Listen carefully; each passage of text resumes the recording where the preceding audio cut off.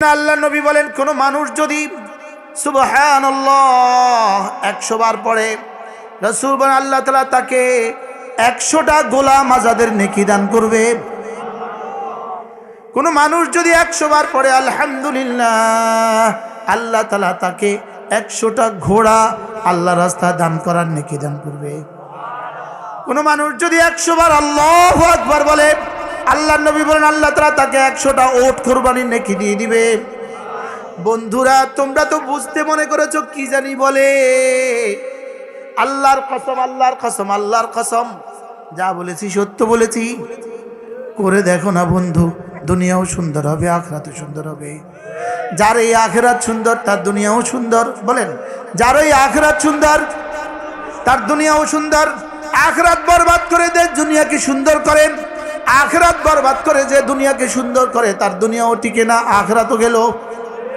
আখিরাত বরবাদ করে দুনিয়া সুন্দর করে, বলেন যে চোরগুলো আখিরাত বরবাদ করে দুনিয়াকে সুন্দর করার জন্য চুরি করে, যে ডাকাতগুলো আখিরাতকে বরবাদ করে দুনিয়া সুন্দর করার জন্য ডাকাতি করে, যে খুনিগুলো আখিরাতকে বরবাদ করে দুনিয়া সুন্দর করার জন্য খুন করে, এদের দুনিয়াও বরবাদ, আখিরাতও বরবাদ। আর যে আল্লাহওয়ালারা আখিরাতকে আবাদ করে, এদের দুনিয়াও বরবাদ হয় না, আখিরাতও আবাদ। বাস্তব না বাস্তব? বলেন। আচ্ছা, শুধু ভিন এক মেয়েকে প্রেম করতে গিয়া এক মেয়ের ভালোবাসা একজনকে খুন করছে, আপনি কি বলেন এই খুনি জীবনে ওই মেয়েকে পাইছে না নিজেও খুন হয়? হ্যাঁ, নিজেও ফাঁসি হয় না, হয় না? বলেন তো তুই করলি কি? তুই করলিটা কি? মনে হয় বুঝেন নাই। কোন চোর, কোন চোর আর জিন্দগিটা সুন্দর আমরা আমার বুঝা এখন? কোন দুর্নীতিবাজের জীবনটা সুন্দর? দুর্নীতিবাজরে কিন্তু দুর্নীতিবাজের বউও দুর্নীতিবাজ কয়, তার শালিও তারে দুর্নীতিবাজ বলে। বাস্তব না বাস্তব? চোরের চোরের বউও কি কয়? চোরের বউও চোরের চোর কয়। তুমি কি আমি জানি না? আরে বলে কি বলে না? বলেন। আচ্ছা, জুয়ারিদের বউরা জুয়ারিদেরকে অনেক ভালোবাসে। হ্যাঁ, যারা জুয়া খেলে তাদের বউরা জুয়ারিদেরকে অনেক ভালোবাসে। তো তুমি কারে হারাইলা, কারে পাইলা? নাফরমানি করে কারে পায়, কারে হারায়? তা আল্লাহরে হারাইয়া কে কি পায়? হ্যাঁ, আল্লাহরে হারাইয়া কে কি পাইছে এই পর্যন্ত? কি ভাই বলেন? যে আল্লাহকে হারালো, বলেন সে সর্বহারা। যে আল্লাহকে পেয়ে গেল সে সবওয়ালা। সুবহানাল্লাহ। বলেন একওয়ালা, সবওয়ালা। একওয়ালা কি ওয়ালা? আর এক হারা সর্বহারা। বলেন এক হারা। আমরা কি সর্বহারা হব নাকি কাদ আফলাহা হব? কাদ আফলাহা মানে সফল হয়ে গেছে। বলো বলো জওয়ানদা, বলো কাদ আফলাহা মানে কি? এই জন্য নিয়ত করো যে কখনো সুযোগ থাকলে 3 দিন আল্লাহর রাস্তায় বের হবা। বলো ইনশাআল্লাহ। প্রত্যেক ইংরেজি মাসের শেষ শনিবারে আমাদের সুধন্যপুর মাদ্রাসায় জিকিরের মজলিস হয়, জওয়ানরা একবার আসবা। বলেন না ইনশাআল্লাহ? কোনো না কোনো ভাবে লেগে যাও, দিনের সাথে লেগে যাও, কোনো না কোনো ভাবে ইসলামের সাথে লেগে যাও, কোনো না কোনো ভাবে মসজিদ মাদ্রাসার সাথে লেগে যাও। ইনশাআল্লাহ ঠকবা না, ঠেকবা না। আল্লাহ আমাদের সকলকে তৌফিক দান করেন।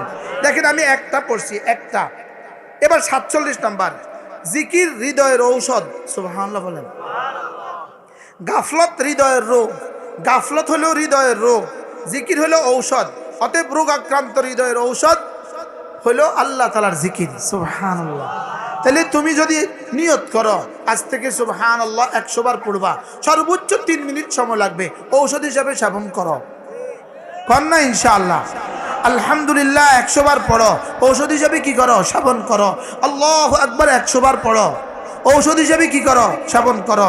কালিমায়ে তয়্যিবা প্রতিদিন, লা ইলাহা ইল্লাল্লাহ, লা ইলাহা ইল্লাল্লাহ, লা ইলাহা ইল্লাল্লাহ, লা ইলাহা ইল্লাল্লাহ, লা ইলাহা ইল্লাল্লাহু মুহাম্মাদুর রাসূলুল্লাহ। হ্যাঁ, বুঝাইতে পারি নাই, আমাদের ব্যর্থতা, আমরা বুঝাইতে পারি না।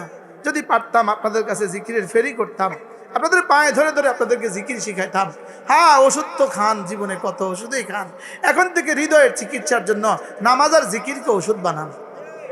বলেন না ইনশাআল্লাহ? বলেন কি কি ওষুধ বানাবো? বলো নামাজ আর জিকিরকে ঔষধ বানাবো। বন্ধু বলো নামাজ আর জিকিরকে ঔষধ বানাবো ইনশাআল্লাহ।